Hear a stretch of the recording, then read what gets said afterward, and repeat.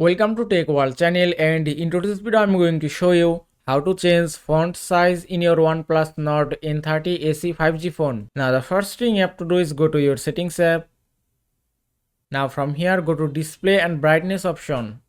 After that scroll down a bit and here you can see font option, then just tap on font and here it is. At the bottom you can see a slider. And by removing this slider you can change your font size. Here you can see 4 levels and you can set any level as you like. Then tap on apply and it's done. You can see in my phone font size has been changed successfully. You have to just select your level and then tap on apply and that's it. Now if you tap here again, you can also change your font style from here. Then just tap on apply again and font style has been changed successfully.